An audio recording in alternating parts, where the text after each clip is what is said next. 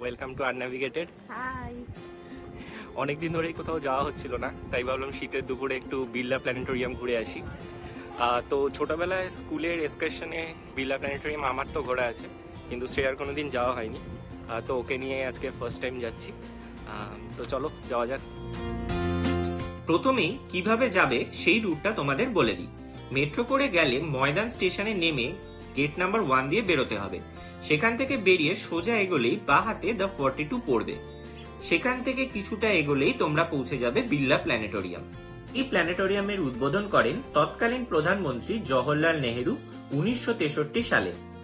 বিড়লা তারামণ্ডল বিশেষ করে বিখ্যাত শিশুদের জন্য। তবে শুধু শিশুরাই নয়, যারা সৌরজগতের বিভিন্ন বিষয় নিয়ে আগ্রহ রাখে তাদের জন্যই এই জায়গাটি। ঢুকেই চোখে পড়বে অপূর্ব সুন্দর সাজানো গোছানো ফুলের বাগান।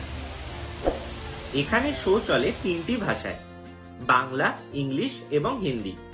বাংলায় 2টি, হিন্দিতে 3টি এবং ইংলিশে 2টি শো চলে। তবে বিশেষ বিশেষ দিনে বাংলায় শো এর সংখ্যা বাড়ানো হয়ে থাকে। শোয়ের টপিক সময়ের সাথে পাল্টালেও মূলত সৌরজগতের বিভিন্ন বিষয়কে কেন্দ্র করেই থেকে থাকে। আমরা পৌঁছেই টিকিট কেটে ঢুকে পড়লাম শো দেখতে।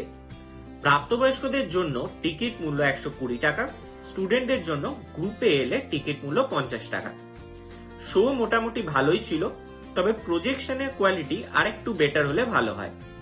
টিকিট ও শো টাইমিং নিয়ে যদি তোমাদের আরো কিছু জানার থাকে, আমি ডেসক্রিপশন বক্সে এনাদের ওয়েবসাইটের লিংক দিয়ে দেব, তোমরা ভিজিট করে দেখে নিতে পারো। শো দেখে বেরিয়ে আমরা ঢুকে পড়লাম গ্যালারিতে। সেখানে সৌরজগতের বিভিন্ন বিষয় সম্পর্কে তথ্য দেওয়া ছিল। এছাড়াও বেশ কিছু ইন্টারঅ্যাক্টিভ লার্নিং এর ব্যবস্থাও ছিল। সেগুলো ঘুরে দেখতে দেখতে বেশ কিছুটা সময় কেটে গেল। গ্যালারি দেখে যখন বেরোলাম তখন বিকেল হয়ে এসছে।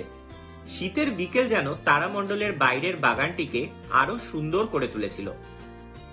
বেরোনোর সময় চোখে পড়ল পড়ুয়াদের শিক্ষামূলক ভ্রমণের লম্বা লাইন। তোমরা ভিডিওটি পজ করে এখানে সময়সূচি দেখে নিতে পারো। আচ্ছা, এখানে বলে রাখি, তারামণ্ডলের ভিতর কোনো খাদ্যদ্রব্য অ্যালাউড না, তবে বাইরে বেরিয়ে ফুটপাতে প্রচুর খাবার দোকান রয়েছে। তবে নিজের গাড়ি করে এলে এদের নিজস্ব কোনো পার্কিং না থাকায় রাস্তার উপরেই গাড়ি রাখতে হবে। হাতে সময় থাকায় এরপর আমরা পৌঁছে গেছিলাম তারামণ্ডলের একদম পাশেই থাকা সেন্ট ক্যাথিড্রাল চার্চে।